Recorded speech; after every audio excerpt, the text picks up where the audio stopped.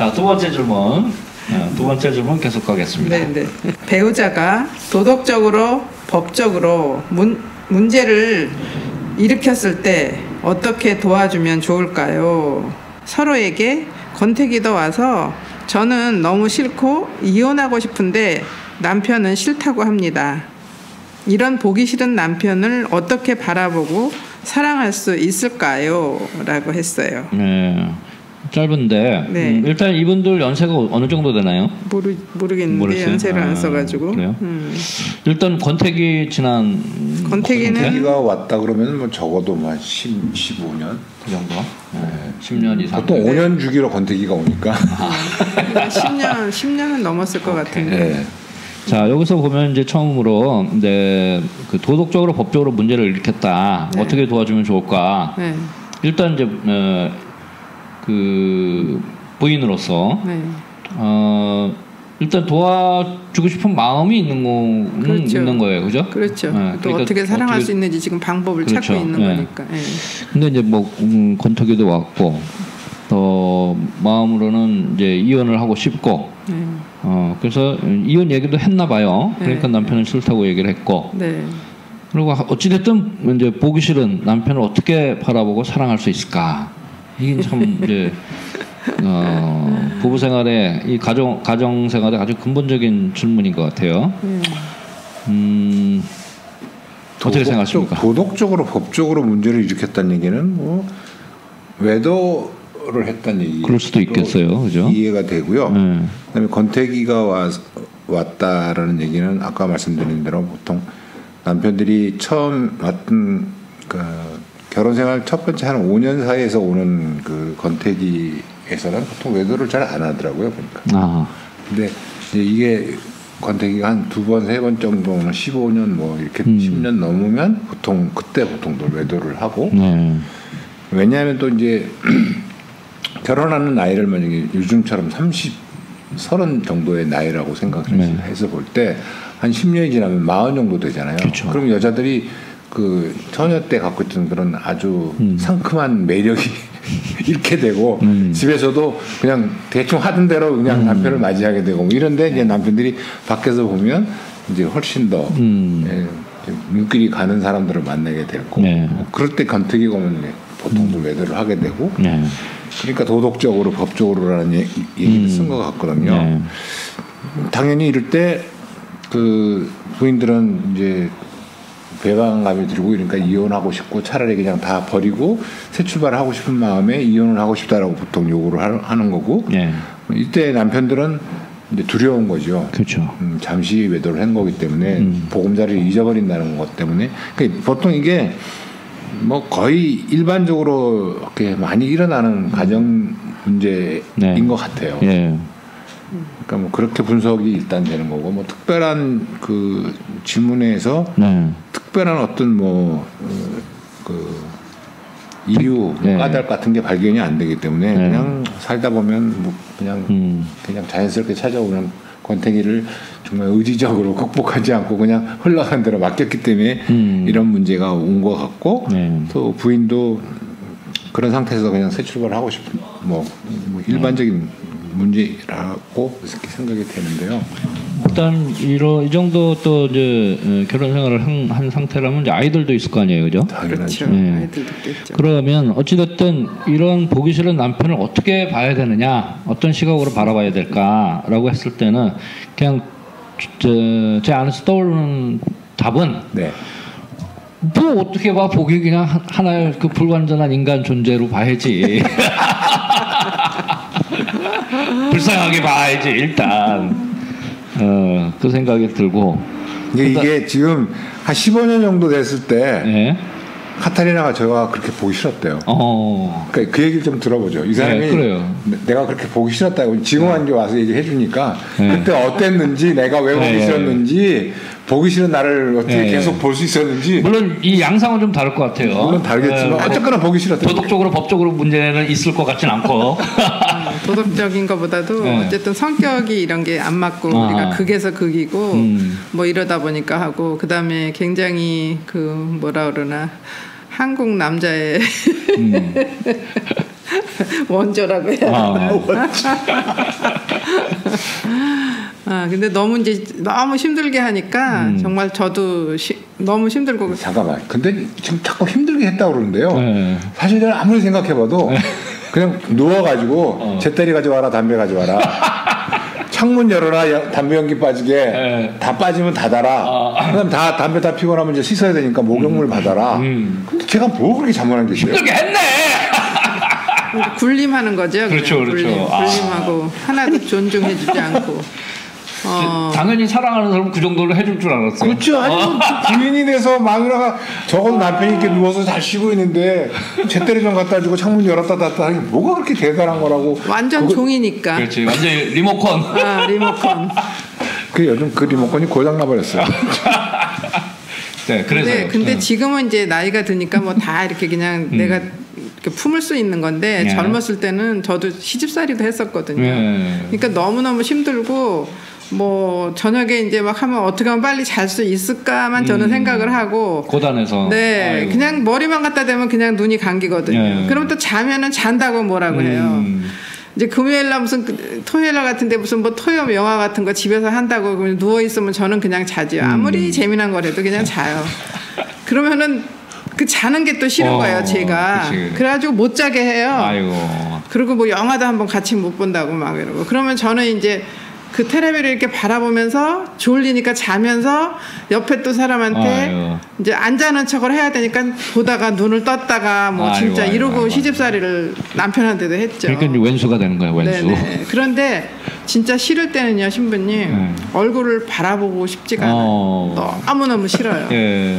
근데 이제 그래도 신앙이라는 게 있어가지고 그다음에 이제 배운 게 있어서 그 상대방 안에 예수님이 계시다라는 거를 이제 제가 배웠죠. 그래서 얼굴을 이렇게 바라보면 너무 싫으니까 이렇게 서면은 그래도 가슴이 이렇게 눈이 머리를 올리지 않으면 LD 가슴이 그냥 보이거든요. 그래서 가슴을 쳐다보면서 제가 그랬죠. 예수님, 그 사람들 안에 예수님이 계시다고 하니까 저는 저 LD는 정말 너무너무 내가 지금 꼴 보기 싫고 쳐다보기 싫거든요. 그런데 내가 당신을 사랑하기 위해서 내가 당신한테 내가 그 사랑을 할게요 라고 하면서 가슴을 쳐다보면서 그런 연습을 아주 수도 없이 했어요. 그렇게 하면서 그 순간을 이렇게 넘긴 것 같아요. 신앙의 힘으로. 네. 근데 너무 힘들었어요, 진짜. 저 이해가 가요, 이런 분들. 그 기간이 한 어느 정도 가는가요? 기간 오래 갔어요. 오래 갔어요. 그리고 제일 위기라고 하는 건 2년 갔어요. 2년. 2년. 오, 기네, 2년이면. 2년인데 그 전후로 있죠. 전후로 이렇게 있는데 아주 심한 게 2년이었어요. 어려운 게. 뭐 전후 다 합치면 3, 4년 되겠네. 네. 아이고. 자, 그러면 이분한테 답을 할 거는 뭐냐면 4년 기다려라. 이렇게 해야 되는 건가? 어떻게. 방법은 없다. 근데 어쨌든 신앙인일 것 같고 뭐 신앙으로 예수님께 매달리면서 방법을 찾고 내가 훈련하는 수밖에 없는 것 같아요. 그렇죠. 그렇게 하면서 사랑하다 보면 그러니까는 밉지만 그래도 뭘 진짜 좋아할까 해서 음식도 맛있는 거 해주고 그리고 남편한테 어쨌든 내가 품어야죠, 뭐. 그렇게 하면서 되돌아오도록. 그렇죠. 이제 그러니까 지금 이제 정답은 뭐 그렇게 얘기를 할 수 있어요. 남편을 제가 이제 말씀드렸더니 불완전한 인간 존재에 실수할 수도 있고, 그러니까 좀 참아주고, 혹은 정말 보기 싫지만 지금 말씀하신 것처럼 신앙의 힘으로 예수님께서 보내주신 부족한 인간들 내가 품어야지 하고 좀 버텨 나가는 거죠, 권태기를 한 3, 4년. 그런데 만약에 나 못 버티겠어. 이제 정말 당신 저 남편이 이혼하기 싫다 그래도 이혼을 한다고 했을 때 찾아오는 힘듦이 또 있겠죠. 있죠. 그러니까 그 이혼하면 뭐 처음에 뭐 홀가분할 수도 있겠죠. 그러나 이제 뭐 아이 문제, 누가 양육할 것이냐, 뭐 이런 문제, 경제적인 문제, 뭐 하여튼. 내 삶이 변하는 거니까 거기서 오는 스트레스 그 다음에 또 뭐 그 다음에 이제 이혼한 이제 싱글이 돌싱이 돼서 안정이 됐다 해도 거기서 또 찾아올 수 있는 외로움 뭐 그죠? 독거 노인 될 것 같은 어떤 두려움 뭐 이런 하중과 지금 한 3, 4년 참는 거와 비교를 해보면 네. 좀 버티는 게 낫지 그렇죠. 않을까 이런 생각이 드네요. 그죠? 만약에 이혼한다 그러면 네. 그 뒤에 감당할 수 없는 일들이 너무너무 많이 벌어지죠. 그러니까. 네. 근데 저는 그 갑자기 지금 이 질문을 보면서 이렇게 어떤 답을 줄 수 있을까 고민을 해보다가 네. 며칠 전에 이제 송몽무 신부님 그 사순특강한 네. 그 영상물을 이렇게 봤는데 그 말씀 중에 제일 이렇게 기억에 남았던 부분이 지금 떠올랐어요. 신부님 뭐라고 말씀하셨냐면 그 보통 신앙인들이 갖고 사는 신앙의 태도를 두 가지로 이렇게 분류를 해놓고 말씀을 하시더라고요. 그러니까 익숙한 신앙, 성장한 신앙, 성장하는 신앙과 익숙한 신앙을 이렇게 두 개를 비교해놓고 이렇게 설명을 하셨는데, 그 저도 이제 그걸 보면서 이렇게 많이 회의했던 게, 아, 내가 정말 익숙한 신앙 생활을 하고 있구나, 성장한 신앙 생활을 하려고 그러질 않는구나. 근데 지금 여기서 말하는 그 권태기라는 게 부부 사이에 그 관계가 익숙해져 있기 때문에 너무 익숙해 있기 때문에 그냥 별 문제 없이 이렇게 지내다 보니까 권태기가 오는 거예요. 그러니까 익숙한 결혼 생활이었다. 근데 지금 이런 그 남편이 혹시 뭐 어떤 어려움을 주고 이렇게 문제를 일으켰을 때는 아마 이게 하나님의 계획이 아닐까. 성장한 부부 관계로 발전을 시켜라. 그러니까 그냥 익숙한 부부 관계로 결혼 생활은 이렇게 유지할 게 아니라 이제 성장하는 부부 관계로 사이를 좀 더 발전을 시켜라 라는 그 예수님의 계획이다라는 이렇게 보고 싶고요. 그러니까 성장하는 관계에 그 부부 관계를 만들려면 그거밖에 없죠. 그러니까 저희는 지금 이 나이를 먹어서도 뭐 저도 이렇게 사람한테 어려움도 줬던 시기가 있었고 뭐 그렇게 했지만 지금 와서 지금 매일 생각하는 거는 아침에 이제 묵상을 끝나고 나면 이런 생각을 하거든요. 내가 오늘은 어떤 이벤트를 해갖고 이 사람 좀 더 기쁘게 해줄까? 그리고 그러니까 항상 그런 생각에다 초점을 맞춰줘요. 그러니까 어떻게 하면 이 사람 좀 더 기쁘게 할 수 있을까? 그러니까 이게 매일매일 새로운 제 나름대로의 이벤트를 하는 거죠, 사실. 그래요. 그러니까 이게 저는 그렇게 하면서 우리 사이가 권태기라는 게 없어졌거든요. 그러니까 매일 그렇게 고민하고 있기 때문에 이 사람도 저한테 또 똑같은 어떻게 하면 LD가 더 기쁠까 뭐 이런 걸 고민하니까 그러니까 그게 아마 성장하는 관계가 된 것 같거든요. 그래서 이 부부에게도 그런 그 답을 드리고 싶어요. 그러니까 이들이 지금 이렇게 권태기가 왔다는 거는 익숙한 부부 관계이기 때문이다. 그러니까 성장하는 부부 관계로 발전시켜 보는 게 좋겠다. 그래서 지금부터라도 어떻게 하면 뭐 이혼을 해가지고 편하게 살까라고 초점을 맞출 게 아니라 어떻게 하면 남편을 좀 더 기쁘게 할 수 있을까라고 이렇게 고민을 하면 남편도 분명히 사랑은 갔다 다시 오는 거니까 되돌아오지 않을까 그런 얘기를 하고 싶습니다. 아주 좋은 답변이십니다. 그러니까 이 지금 권태기라는 것은 너무 익숙했기 때문에 그냥 매일 똑같이 반복되니까 재미가 없고 그러니까 지금 말씀하신 것처럼 눈 뜨면 오늘 하루는 어떤 이벤트를 할까. 그러면 스스로도 재밌고 그리고 이제 그 이벤트에 이제 대상이 딱 맞닥뜨리면 너무 재밌을 것 같아요. 그렇죠. 그리고 사랑을 한번 하고 나면 그게 굉장히 기쁘잖아요. 기쁘다 보면 이제 그거 한번 해보고 두 번 해보고 이제 이렇게 하다 보면 거기서 이제 에너지가 더 생기고 아 이거 해볼 만한 사랑이네라는 이제 생각이 드니까 점점점 이제 이렇게 해서 그렇게 마음만 먹으면. 그 한계가 있는 인간임에도 불구하고 매일 새로운 아이디어를 진짜 성령께서 내 머리에다 심어주시는 것 같아요. 혹시 그 이벤트의 예를 좀 하나 들어주시죠. 어떤 이벤트를 해주시는지. 그러니까는 뭐 제가 이제 어떤 날은 이 사람이 이렇게 싱크대에서 설거지 이렇게 하고 있으면 가가지고 어떤 날 어깨 이렇게 두들기면 고생해. 그냥 아니면 그냥 내일도 내가 할게. 뭐 딥 서비스죠. 분명히 자기가 할 거 뻔히 아니까. 그런데 어떤 날은 뒤에서 백허그를 한번 해주고 싶은 날이 있거든요. 근데 그거는 아껴요. 이건 내일 해야 되겠다. 근데 참 그게 재밌는 거예요. 제가 이렇게 오늘은 어깨를 이렇게 건드려 주는 걸로 하고 내일은 백허그를 한번 해줘야지. 이런 생각을 한다든지. 그 말씀을 들으니까 그 요즘 뭐 이제 이 동영상 세대잖아요. 그래서 유튜브 이런 거 굉장히 많이 사람들 보는데 그 중에 저 그냥 얼핏 기억이 나는 게 부부가 매번 장난을 치는 걸 유튜브를 찍어서 올리는 거예요. 그러니까 뭐 장난도 깜짝깜짝 놀라는 장난이에요. 예를 들면 뭐 어느 통 속에 이렇게 손을 넣으면 낙지를 넣는다든가 그거 막 그러고 그다음에 뭐 부인이 자고 있는데 여기서 막 얼굴에 뭔가 칠을 다 해놓고 이거 뭐 아주 그 어린 아이들 장난 같은 건데 그런 걸 막 해요. 그런데 그럼 막 화를 내고 막 놀라고 막 그런 거죠. 그리고 막 쫓아다니고 막 그런데 그걸 보면서 사람들이 재밌어 해요. 그러니까 그 유튜브를 만드는 사람도 실제 상황인데 자기들도 하면서 재밌는 거야. 그게. 그렇죠.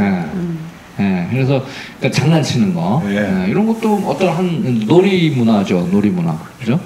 그러나 그것도 당할 때는 놀라고 깜짝 놀라고 막 싫기도 하겠지만 어찌 보면 남편이 나한테 이렇게 장난을 걸어주는구나. 그래서 재밌어하는 것 같더라고요. 그렇죠. 자기 상황에 맞게 뭔가를 찾아보면 좋죠. 그러니까는 이제 이러고 이제 거실에 앉아 있잖아요. 제가 이제 뭐 왔다 갔다 하다 이제 이렇게 보면은 카타리나 그러고 불러요. 꼭 무슨 일이 생긴 것처럼 카타리나 그러고 부르면 내가 이제 왜? 그러면서 하면 사랑해 뭐 이렇게 해요. 그러면 싫지 않죠. 그게. 그렇죠. 그 다음에 이제 아들이 이렇게 나와도 아들 그러고 불러요. 그러면 아들이 가면 네? 그러면 사랑해 이제 이렇게 해가지고 그래서 이제 그런 이렇게 작은 그런 그 사랑의 행위를 이제 뭔가를 이렇게 생각해가지고 그거 잘해요. 아이고. 그러면은 정말 알뜰달콩한 그런 가정생활이 눈에 선합니다. 자, 오늘 이 두 번째 질문 주신 분도 그러한 시각으로 남편을 바라보고 또 재미없는 그 권투기를 어떻게 하면 좀 더 재미있을 수 있을까? 그러니까 근원적으로는 어떻게 하면 내 남편을 사랑할 수 있을까에 초점을 두고 항상 생각하고 뭔가를 실천하면 도움이 될 거라는 생각이 듭니다. 이제 그럼에도 불구하고 이 맨 앞에 문제는 계속 남는 거죠. 도덕적으로 법적으로 문제를 일으켰다. 어떻게 도와주면 좋을까? 법적인 것은 법적인 문제라 그러면 이건 뭐 변호사나 이렇게 도움을 받아야 되겠죠. 어쩔 수 없이. 그렇죠.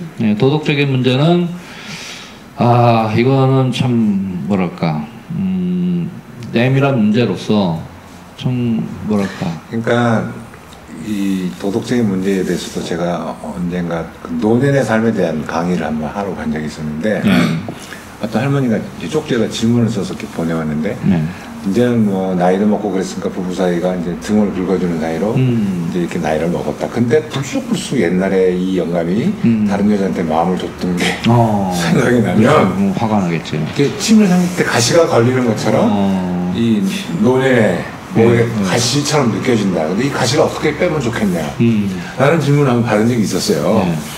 근데 제가 그때 그 답을 어떻게 대답을 해드렸냐면 그런 말씀을 드렸거든요. 그러니까 예를 들어서 한 수도원에서 한 수녀님이 어떤 뭐 뒷담을 하든지 다른 수녀를 미워하든지 죄를 졌다 그러면 그 죄를 지은 수녀의 죄는 누가 용서를 해야 되냐? 장상 수녀가 해야 되냐? 아니면 이 수녀가 가서 고해성사로 봐야 되냐? 이렇게 이제 물어본 적이 있었거든요. 근데 저는 그렇게 생각하거든요. 그 수녀가 어떤 잘못을 했으면 그 잘못을 한 사람이 용서를 할 수밖에 없어요. 그렇죠. 당연히 그렇잖아요. 그러니까 내 남편이 외도를 해서 내 목에 가시를 박아놨으면 그 사실을 알고 있는 부인이 용서를 할 수밖에 없다.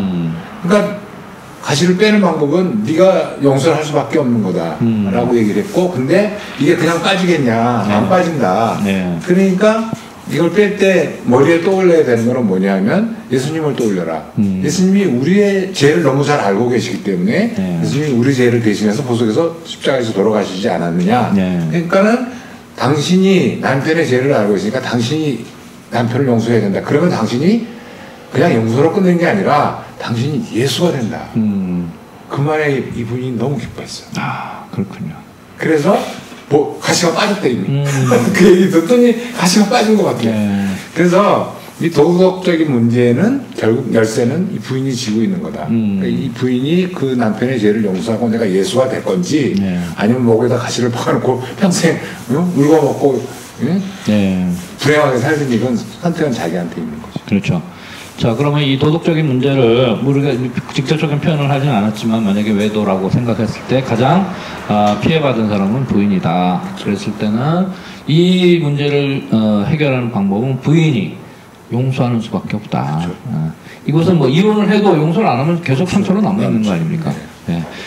다시 한번 얘기를 하면 사실 그 용서라는 것은 굉장히 힘듭니다. 굉장히 힘든 일이고 그렇기 때문에 요한복음 마지막 장면에도 예수님의 그 마지막 그 종강의 주제가 용서입니다. 그 제자들이 이제 숨어 있을 때 나타나서 샬롬 인사를 하시고 숨을 불어넣으셨다 하면서 그 다음에 바로 이어지는 얘기가 내가 용서를 하면 하늘에도 풀릴 것이고 네가 용서하면 그대로 남아 있을 것이다. 이런 용서의 주제로 그게 예수님의 최종 강의예요. 그러니까 사랑을 계속 얘기하시다가 맨 마지막의 내용은 용서의 주제를 갖고 종강으로 마치신다. 이 얘기는 용서가 그만큼 어렵다. 그러나 이 숨을 불어넣으시고 성령을 받아라. 그 성령의 힘으로 가능하다. 그래서 이분께 좀 도움 말씀을 드린다면 이 도덕적인 문제는 하느님의 도우심을 청하고 나에게 너그러운 마음을 청하고 그 다음에 용서하는 수밖에 없다. 그렇지 않으면 내가 괴롭다 이거예요. 그렇죠. 저 남편이 괴로운 게 아니야. 용서를 안 한다고 해서 저 남편이 괴로운 게 아니고 용서 못하는 내가 괴롭다 이거예요. 그렇기 때문에 용서는 사실은 용서하는 나를 위해서 용서해야 된다라는 것입니다. 오늘 나와주셔서 감사합니다. 고맙습니다. 고맙습니다.